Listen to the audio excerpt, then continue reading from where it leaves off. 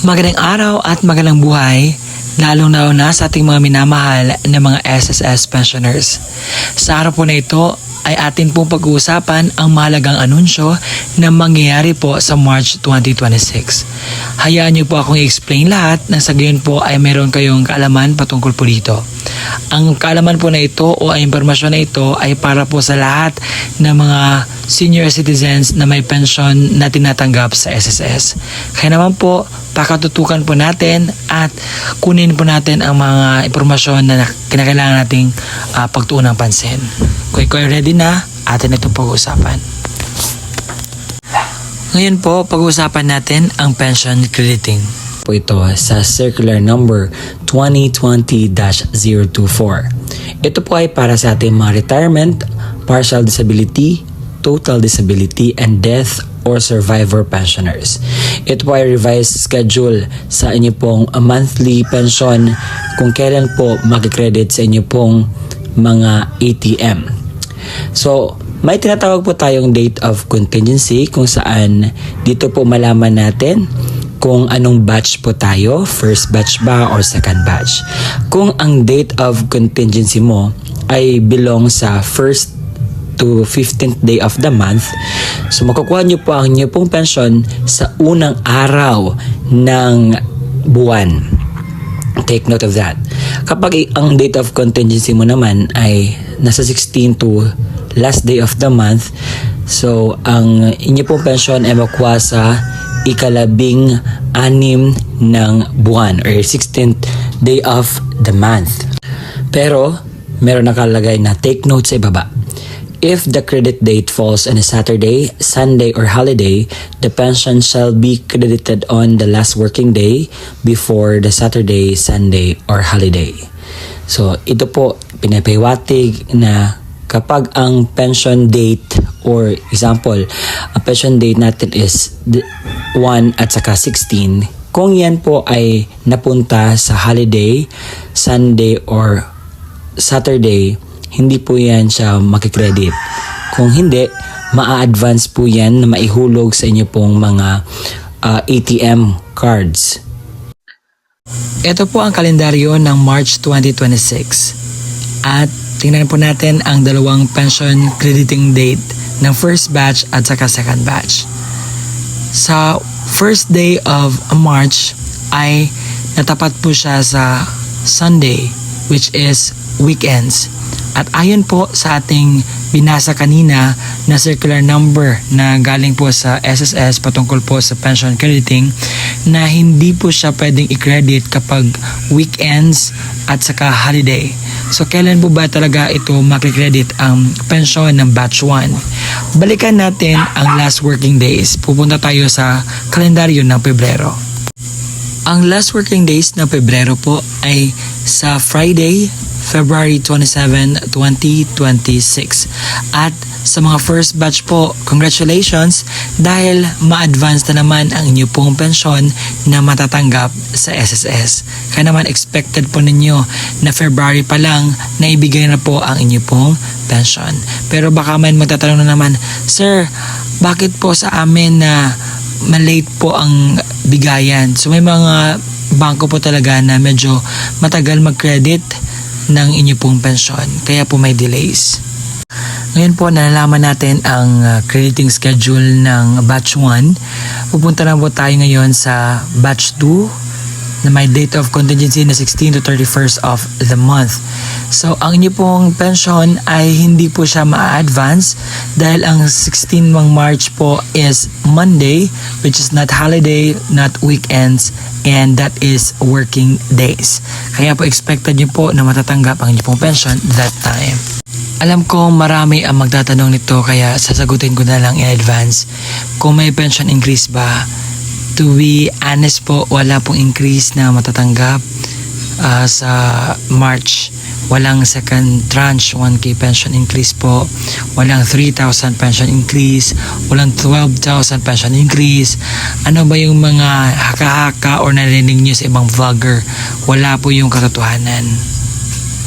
May dapat bang gawin ang mga pensioners sa SSS? Yes po. Meron pong dapat kayong gawin para hindi po maputol ang inyo pong tinatanggap na pensyon at mapatuloy po ang pagtanggap ninyo ng inyo pong mga benefits galing po sa SSS. Sa araw po na ito, i-explain ko sa inyo ng klaro na sa gayon po hindi na po kayo magtanong-tanong, hindi na po kayo malilito kung ano man yung mga dapat ninyong pagtunang pansin. Let me explain something. Ang ACOP or the Annual Confirmation of Pensioners Program. So ano ba itong ACOP? Ang ACOP po ay reports ng ating mga pensioners sa SSS sa yearly basis para po mapanatili natin ang ating tinatanggap na pensyon sa pwede po nating maging eligible po tayo. So ito po ay according sa Republic Act number 11199 or the Social Security Act of 2018. So ang mga taong ito ang dapat pong magpahakop. A. Mga retirement pensioners residing in the Philippines na may edad 8 years old and above. So nagsisimula po ito noong March 2024. Pangalawa, yung mga retirement pensioners na nag-reside na sa abroad. Pangatlo, total disability pensioners. Pang-apat, death or survivor pensioners. And panghuli, dependent children under guardianship. Take note, ang retirement pensioners na residing in the Philippines na 8 years old and above may required the ACO program under the certain circumstances na determined upon the notification of SSS.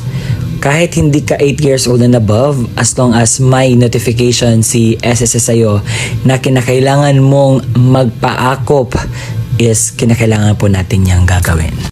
Paano po ba ang pensyonado sa SSS mag-comply sa ACOP? Marami pong paraan kung paano po mag-apply sa ACOP.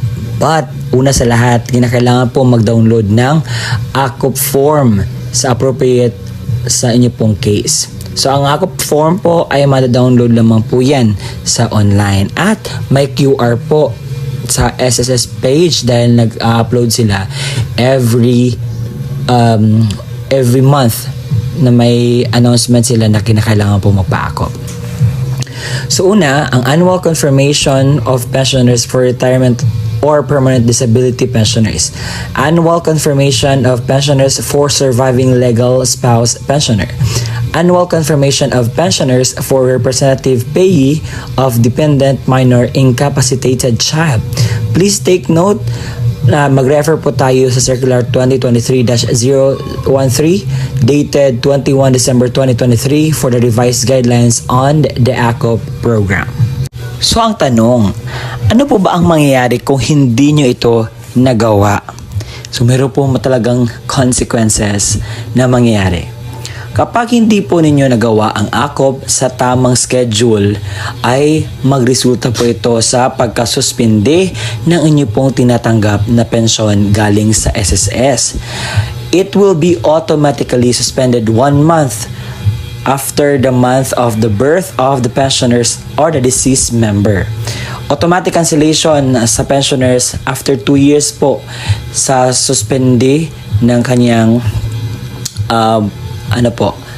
pagpa-ACOP. Kinakailangan po talagang magpa-ACOP dahil ang purpose po ng ACOP is inaalam ko ang SSS pensioners is still alive or still eligible to get a pension galing po sa SSS. Dahil naibalita po noong nakaraang Disyembre na mayroon pong mga patay na mga SSS pensioners na nakatanggap pa rin ng pensyon. Kaya naman, ina-update po ang data ng SSS at kinakailangan po nating magpa-ACOP. Yun lamang po mga qualified na magpa-ACOP, okay? Yung mga ninonotify ni SSS at yung mga 8 years old and above.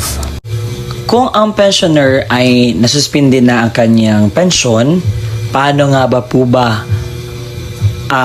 dapat gawin para po maibalik ang kanyang pensyon?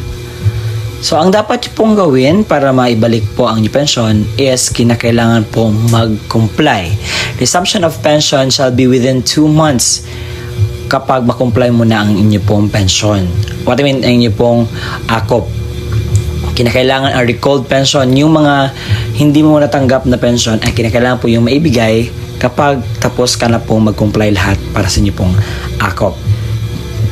If any and all accrued pension shall be credited to the pensioner's account. Ibibigay naman po yun dahil ang pension na iyon ay hindi sa SSS, kung hindi sa inyo po iyon, mga minamahal kong SSS pensioners.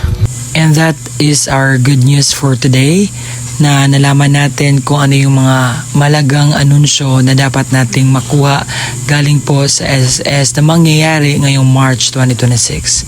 At na sana ay nakakuha kayo ng aral, at kung nakuha ninyo po ang punto ng aking video na ito, huwag kalimutan na i-subscribe ang aking YouTube channel and comment down below kung meron ka pang katanungan regarding with this matter, nang sa gayon po ay mas klaro po sa atin ano mo yung dapat nating makuha ng mga kasagutan galing po sa ating mga queries in mind.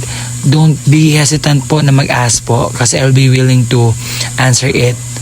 Maraming salamat po sa panonood, at kita-kita tayo muli sa aking mga to be uploaded na mga vlog.